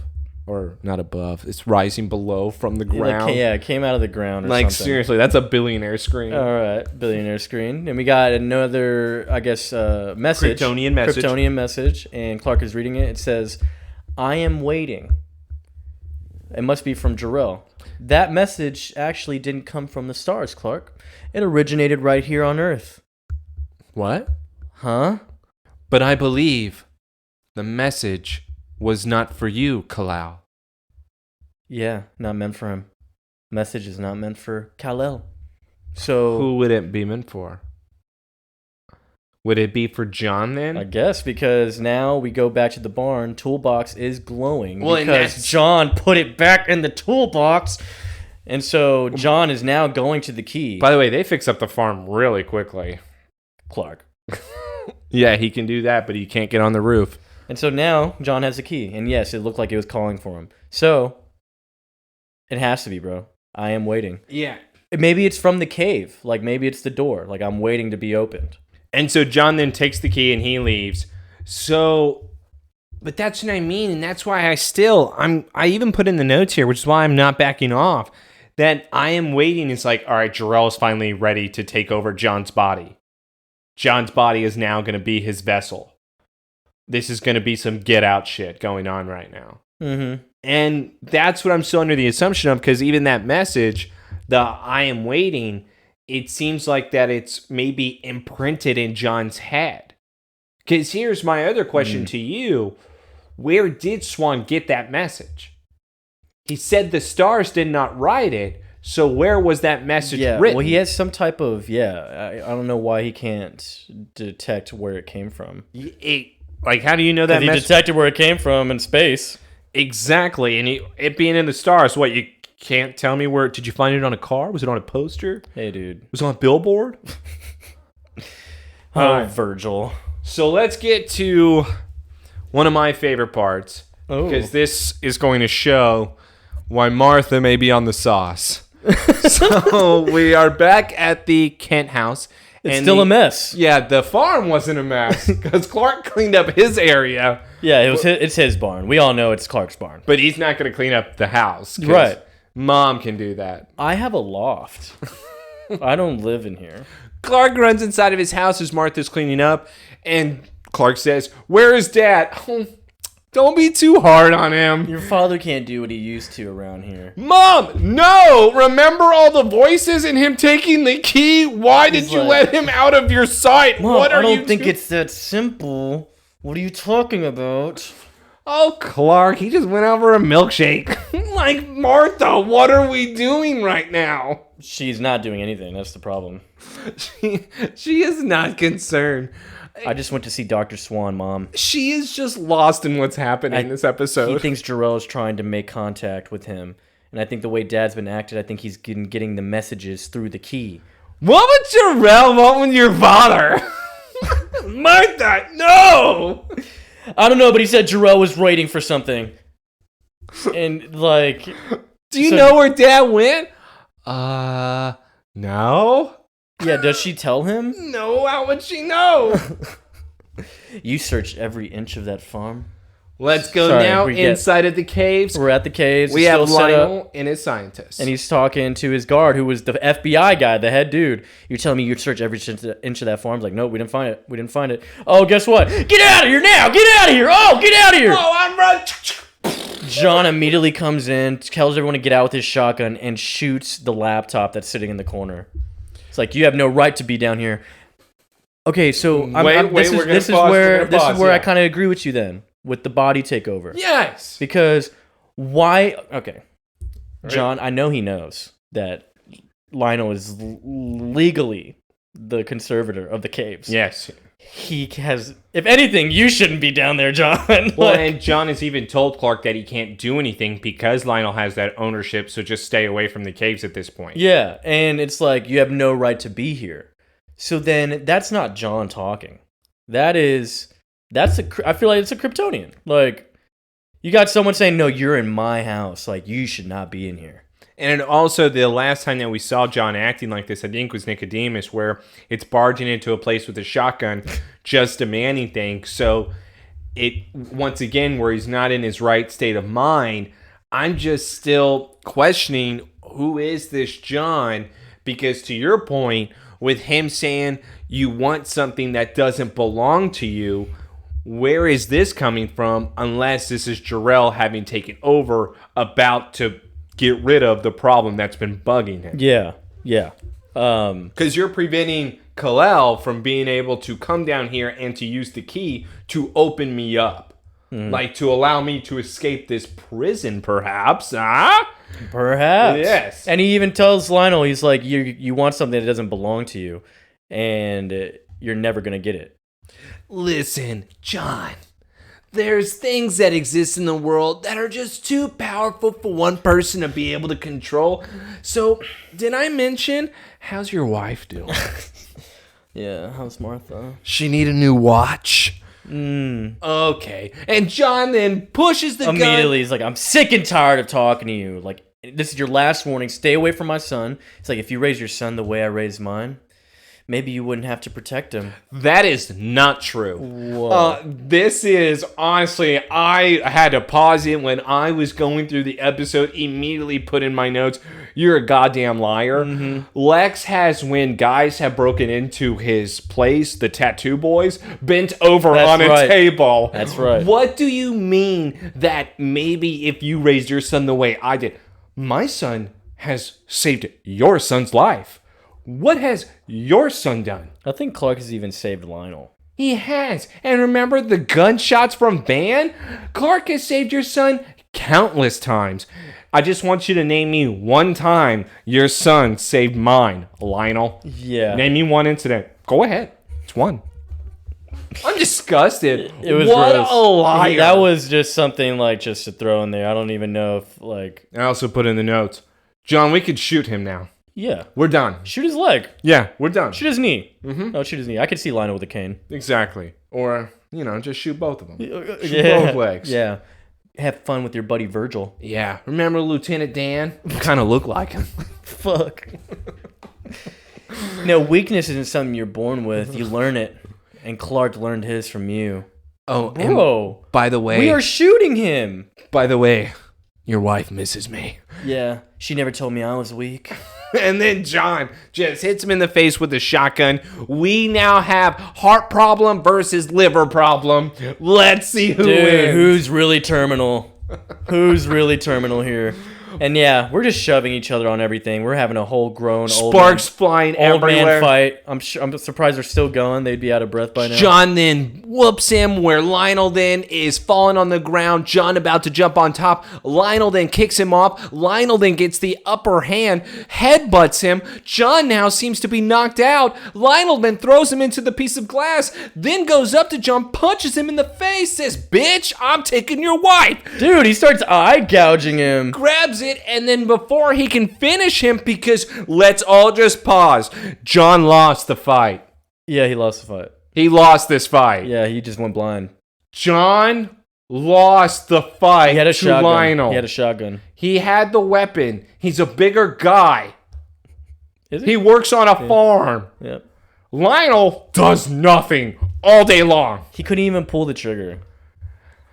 John. Wow.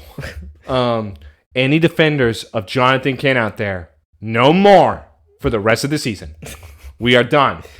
No defense, nothing. This man is weak. And then look, it was very cool. He brought the key with him because the key in the middle of the fight starts glowing. It's glowing yellow. And look, loud buzzing. Immediately, Lionel reaches in his pocket and grabs it from John. John then smacks his hand away. Knocks it out. And then, of course, Lionel's trying to grab it.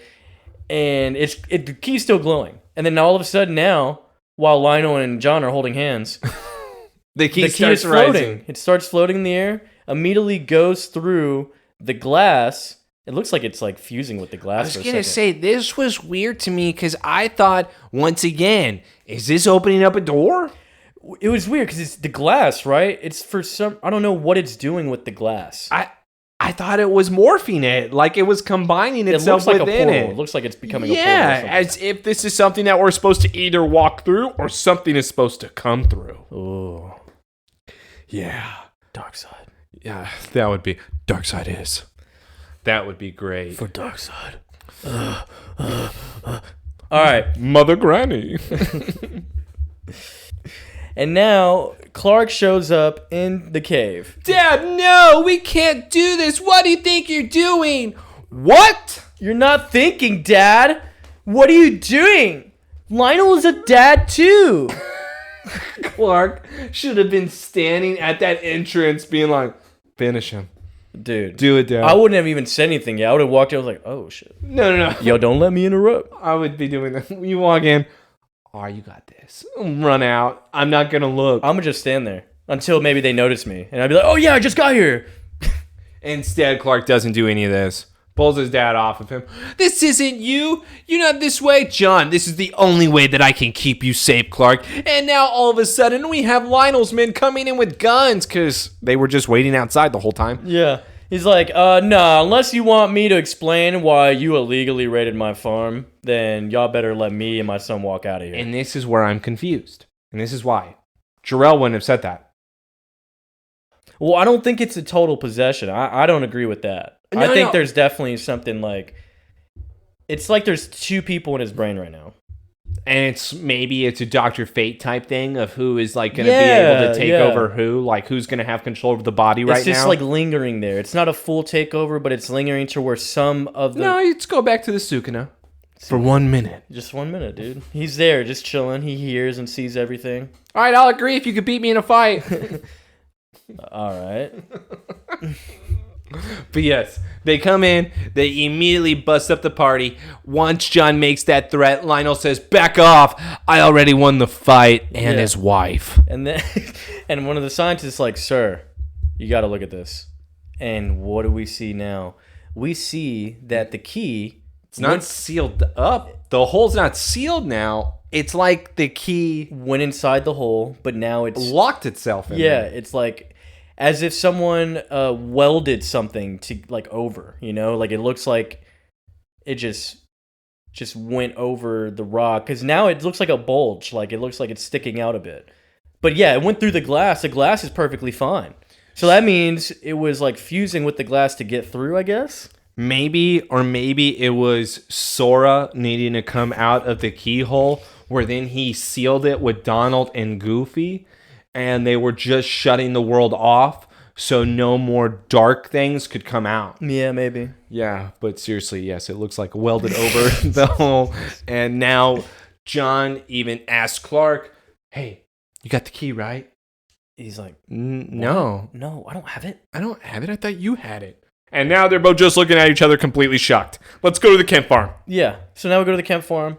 Clark, of course, with his manure. He's got his manure right now. Do you want this? I would love to. If you want this is yours because I don't like this. It's so great. This is Clark. Asshole. Yeah. So Clark here. Lana pulls up in her nice Jeep. And she's like, hey, Lana. You remember my new Jeep? Her lovely new Jeep. And Lana's already just like, I know you got a lot going on right now. He walked up to her like... hey, pretty girl. Like he walked up to her, like expecting a kiss or something. Yeah, and she just like walked past him, you know? It's like, just, I think we left things in kind of a weird place. And he's like, I know the way I've been acting is kind of hard to understand because I literally make no sense. But Lana, my feelings for you have never changed. That's not why you broke up. That's not why you guys stopped dating. I guess part of me knows that, Clark. But like, you know, it's like Lex says. Oh my God. It's a person isn't who they were during your last conversations, who they've always been. Lex? What the hell does he have to do with what did he say? Why did she do that? She heard a quote. She sold him out. No, not even that. It's just like, you know, it's just like Lex says. It would have been great. She heard that one time. Have you ever heard the poet Reek? Yeah. Ricky? German. You wouldn't know. Get cultured, Clark. Maybe if you stop putting down those stupid books at the Talon, read some good stuff. Poetry, perhaps. Yeah. You know how you win a woman over? Poetry. Lex showed me that. I trust him, though. I trust his advice. Look, Lana, how many times have we been standing here avoiding what we both want? And he's grabbing her, and she's already like, ugh, stop touching me, Clark. That's because every time it hurts that much more when you leave.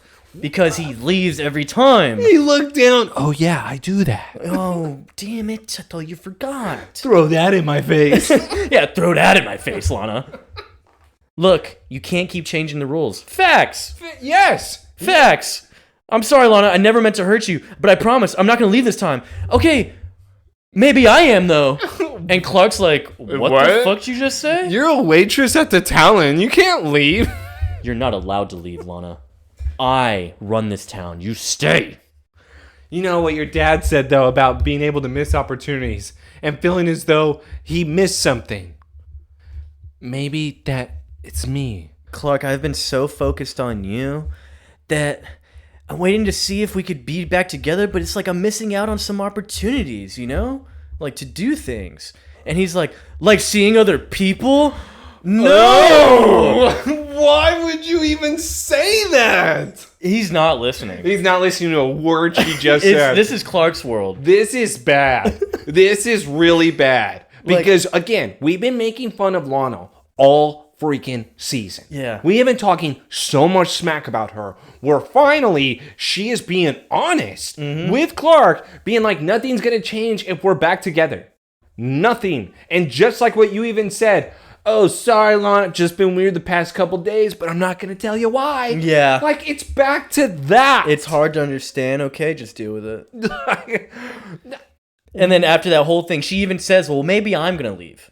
Like, maybe I need to leave. And she doesn't say, I'm going to meet somebody. Yeah, and they're just like, I've been just so focused on you, waiting to see if we'd be back together. Because if they get back together, she wouldn't leave. She would stay in town, Clark, but if I spent the whole year chasing after you. And if she's so focused on me or you, then I'm not doing anything with my life. Hey, Clark, remember and when... this is the beginning of...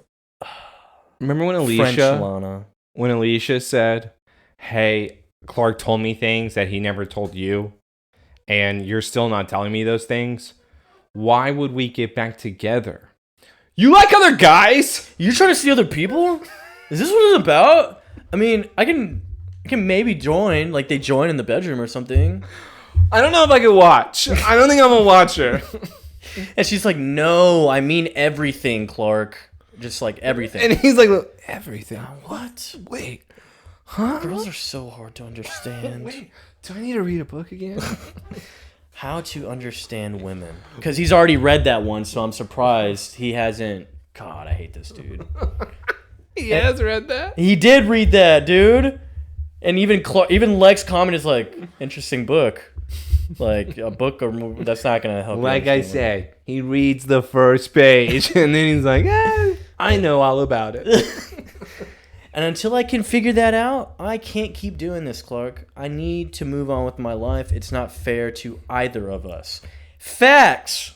And now Lana just leaves because Clark is not saying anything. Instead, he's just confused. Oh, she'll be back tomorrow. Like, he doesn't know what's going on right now. He's still, everything went in one ear and out the other. I'm not going to lie. This was disappointing.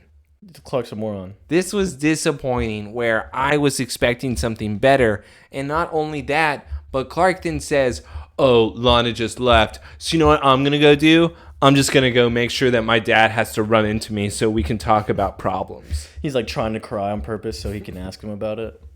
John. Yeah, John's doing work. Yes. Pulling some hay. And he comes up to the post where Clark is sulking. Completely sulking right now. John notices Clark because that was Clark's intention. Walks over to him while he is on the fence and says, hey, son. Lana sure didn't stay very long. No, it's like, well, that's pretty normal. She never stays longer than like 10 minutes. Are you all right, son? Yeah, Dad, but I'm going to change the subject. You know we need to talk about what happened in the caves, right? Whoa. Whoa. And Dad's like, I know, yeah, maybe. You always tell me to be so careful around Lionel Luther, and then why'd you go down there with the key? I'm not sure. I was just drawn to it. It's the only way I can explain it. Dad, I know it's the deal that you made with Jor-El. John then says, God damn it, not again.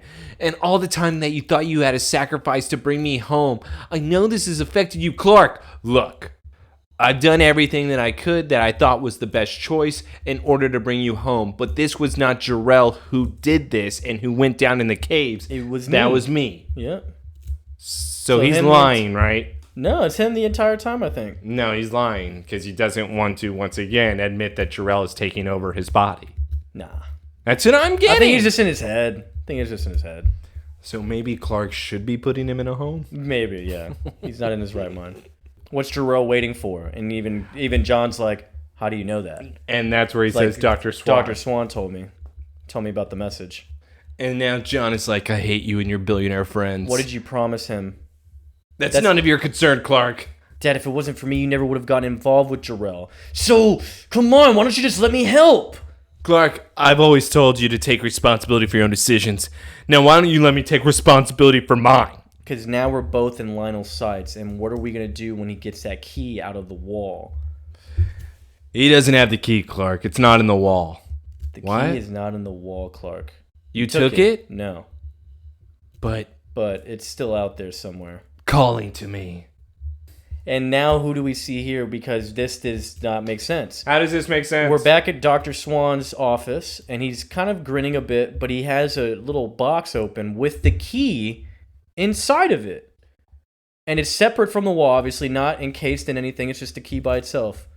And he has it. How? How indeed? Did it fly to him? That's the only possibility, is that it flew to him. Meaning he had to have some type of magnet in order to be able to draw the key towards him. But I don't know what he would have had in order for that key to be able to fly to him. But they do not explain exactly how Dr. Swann was able to receive the key because it doesn't make sense. It doesn't make sense at all. But are you ready for the beginning of Lana branching out and leaving Smallville? Oh my God. I don't know what you're talking about. I think Lana is going to stay in Smallville. She can never leave because Smallville is her home. Plus, she's going to be a coffee girl forever. Damn, dude, we had no Chloe or Pete this episode. I know. I could not say one time my 9 years of the torch, I missed my woman. Instead, I got Clark being a dummy. But for once, I can honestly say, Lana, a.k.a. Freddy, I feel bad for you. You know, you get a whole Chloe episode next week. Do I? Ooh. She gets this is a episode where she somehow gets the power to reveal the truth from someone. Now I'm excited. So she'll ask a question and they have to answer it. But she wouldn't use her powers for evil. She's only going to use them for good because that's what my girl does. Oh, you must not know Chloe. No, I do know Chloe. No. And she would never convince people to do something they didn't want to do, real life or Smallville life. You're right. She always was a good person. So that's what I'm going to hang on to because that's how I remember her. Yeah. Shout out Allison Mack. Yeah.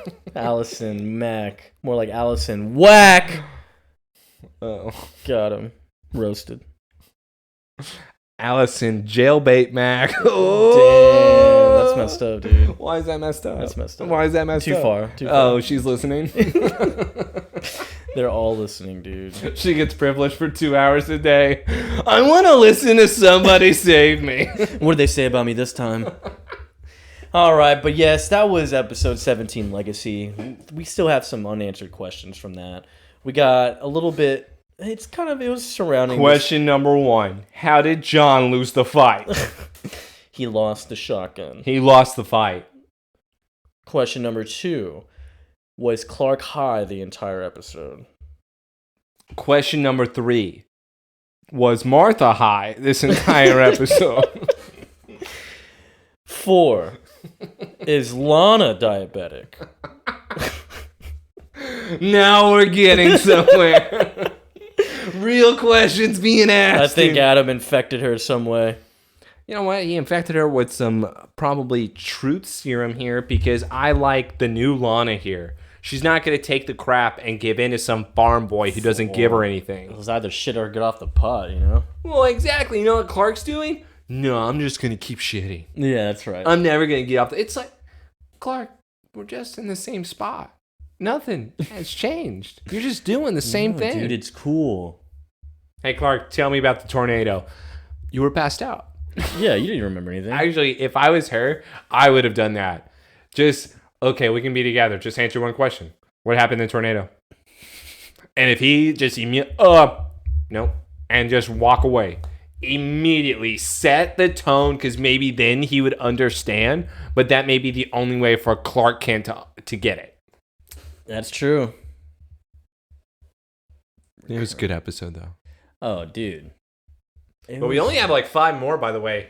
We're about to wrap season 3. Good God. Season 3, and then we're going to have our awards for season 3. Remember, best plan. Yeah, best plan's going to be up there. We may have to change some of the topics. I may have to throw some like new ideas out for people to see what they want to like hear, what they want their question to be asked, of what they feel like the best part or the worst part of the season is. Definitely. I need people's opinions because your opinion sucks. Yeah, that's right. Honestly. Yeah, it's like Lexus. You're a terrible best friend. Even everyone. Way to be a wingman, they dude. said I suck at this show, dude. Everyone in the comments said I suck, right? Paraphrasing. Yes. Paraphrasing. Anyways, this was the Somebody Save Me podcast. You have tuned in once again for another wonderful week with us, the two nerds. Follow us on everything. Don't make me say it again next week, which I will. 5 stars, insulting comments. Keep bringing it. Yeah, we want all the reviews, dude. We need them all. Next week, we'll have Truth. Episode for Chloe. Get nice and hot and bothered for it. God, I'm already sweaty. Wipe yourself up. I don't have that many wipes.